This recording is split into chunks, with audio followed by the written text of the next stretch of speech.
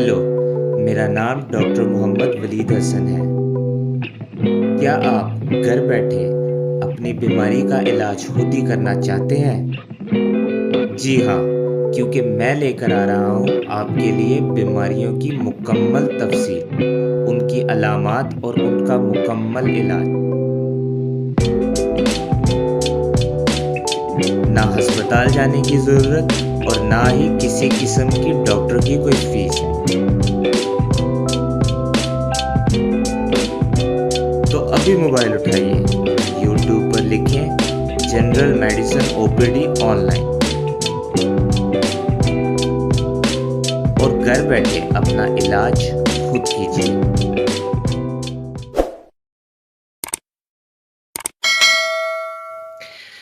बिस्मिल्लाहिर्रहमानिर्रहीम। अस्सलाम वालेकुम नाजरीन। मेरी पिछली वीडियो गुर्दे, मसाने और पेशाब की नालियों की इन्फेक्शन पर थी।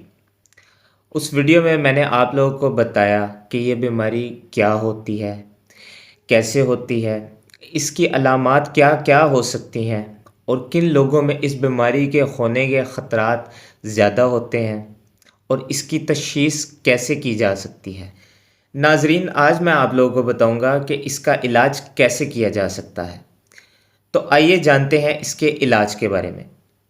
नाजरीन, इलाज में जाने से पहले ये जानना बहुत ज़रूरी है कि आपका ये पेशाब की नालियों का इन्फेक्शन क्या नंबर वन मामूली है, नंबर टू तशवीशनाक कह लें, ख़तरे वाला कह लें, या पचीदा है, नंबर थ्री क्या बार बार होता रहता है, नंबर फोर क्या मसनूई पेशाब की नाली डलवाने की वजह से हुआ है, नंबर पाँच क्या इंतहाई शदीद है कि पूरे जिस्म में फैल गया है।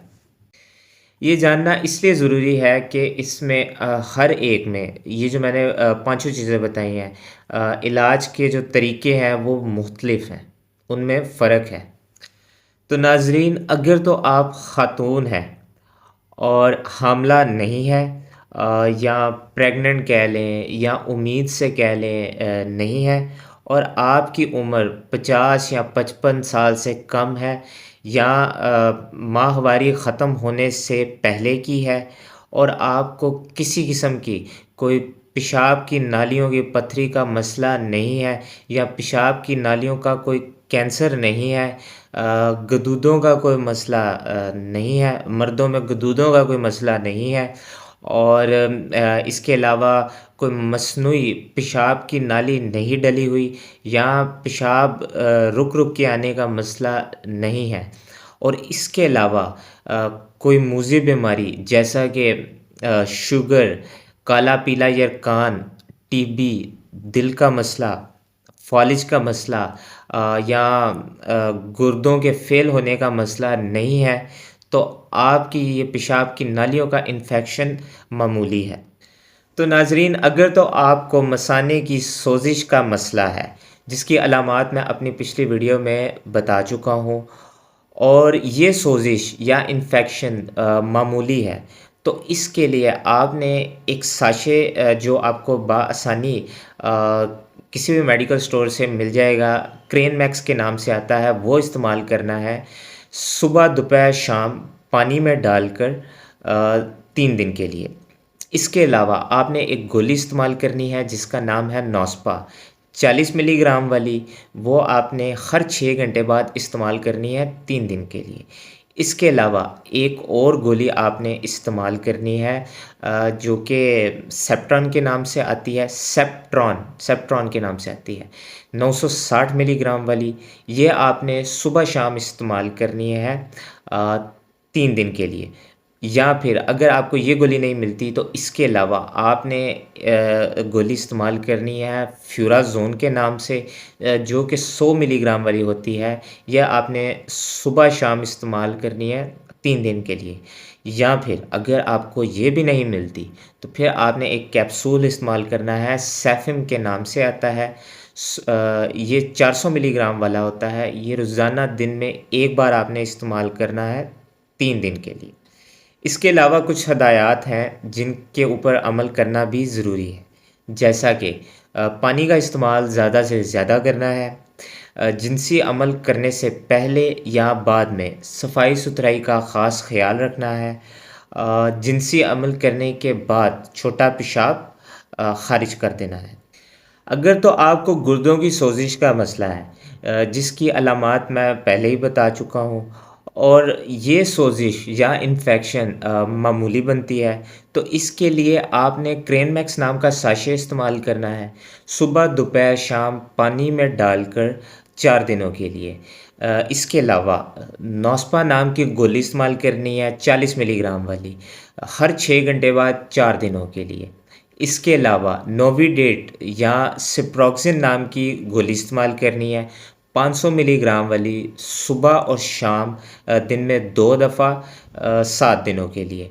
या फिर अगर आपको ये नहीं मिलती तो सेफिम नाम का कैप्सूल इस्तेमाल करना है 400 मिलीग्राम वाला, रोज़ाना दिन में 1 दफ़ा 10 से 14 दिनों के लिए। अगर तो आपको गुर्दे, मसाने और पेशाब की नालियों की सोजिश का मसला है और इस दौरान आप हामला हैं, या प्रेग्नेंट कह लें या उम्मीद से हैं, तो आपकी ये सोजिश या इन्फेक्शन तशवीशनाक या ख़तरे वाली है। तो इसके लिए करना क्या है कि आपने सबसे पहले एक टेस्ट भिजवाना है जो कि पेशाब में जरासीम देखने वाला होता है, जिसके बारे में मैं आपको पिछली वीडियो में बता चुका हूँ। Urine obtained by needle aspiration of bladder culture and sensitivity, या फिर अगर ये ना हो सके तो mid stream urine culture and sensitivity. इसकी रिपोर्ट आने में 2-3 हफ्ते लग जाते हैं। तो इस दौरान आपने करना क्या होता है कि पहले 7 दिन के लिए आपने सेफिम नाम का कैप्सूल 400 मिलीग्राम वाला इस्तेमाल करना है, रोज़ाना दिन में 1 दफ़ा 7 दिनों के लिए। जब 7 दिन आप ये कैप्सूल इस्तेमाल कर लें तो इसके बाद आपने फ्यूराज़ोन या फ्यूरासेप्टिव नाम की गोली इस्तेमाल करनी है 100 मिलीग्राम वाली, सुबह शाम दिन में 2 दफ़ा 7 दिनों के लिए। याद रहे कि ये गोली बूढ़े हजरात और जो जिनको गुर्दों फेल होने का मसला हो उनमें इस्तेमाल नहीं की जाती। या फिर अगर ये गोली ना मिले तो आपने सेप्ट्रान नाम की गोली इस्तेमाल करनी है 960 मिलीग्राम वाली, सुबह शाम दिन में 2 दफ़ा। चूँकि जो हामला ख़वातीन होती हैं उनमें फोलिक एसिड कम होने का ख़दशा होता है, तो ये गोली जो सेप्ट्रान है ये भी फोलिक एसिड को मज़ीद कम कर सकती है। तो इसलिए इसके साथ जो हामला ख़वातीन हैं उन्होंने फोलिक एसिड की गोली लाजमी इस्तेमाल करनी है।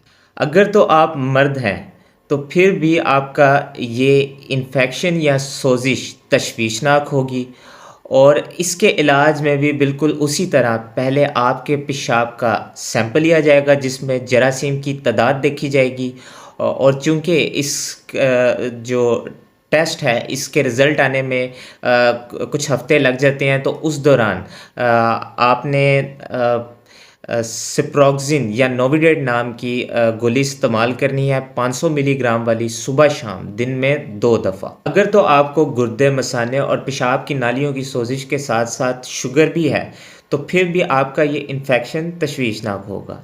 तो इसके लिए आपने फोसिन अल्ट्रा नाम का साशे इस्तेमाल करना है 3 ग्राम वाला, जो कि आपने एक ही दफ़ा पानी में उंडेल कर उसको पी लेना है, और फिर इसके बाद इसी तरह आपने इसको तीसरे दिन इस्तेमाल करना है, इसी तरह पानी में उंडेल कर 3 ग्राम वाला एक ही बार तीसरे दिन इस्तेमाल करना है। फिर आपने टोटल इसको हर तीसरे दिन 7 दफ़ा इस्तेमाल करना है। तो इसके अलावा आपने जो मैं पहले ही बता चुका हूँ कि क्रेनमैक्स नाम का साशे इस्तेमाल करना है पानी में डालकर, सुबह दोपहर शाम दिन में 3 दफ़ा 7 दिनों के लिए। और इसके अलावा आप जो नौस्पा नाम की गोली है 40 मिलीग्राम वाली, हर 6 घंटे बाद वो भी इस्तेमाल कर सकते हैं। लेकिन याद रहे कि ये जो गोली है नौस्पा नाम की, ये आपने हामला या जो प्रेग्नेंट ख़वातीन हैं या जो उम्मीद से होती हैं उनमें ये गोली इस्तेमाल नहीं करनी।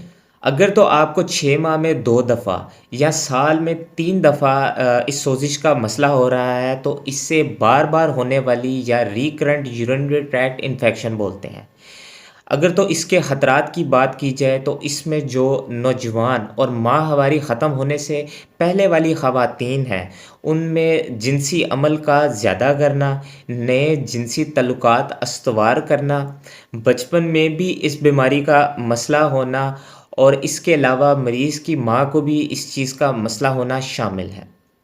बूढ़ी और माहवारी ख़त्म होने की बाद वाली जो ख़वातीन हैं, उनमें शादी से पहले इस चीज़ का मसला होना और इसके अलावा बार-बार और लंबे अरसे के लिए मस्नूई पेशाब की नाली डालना भी ख़तरात में शामिल है।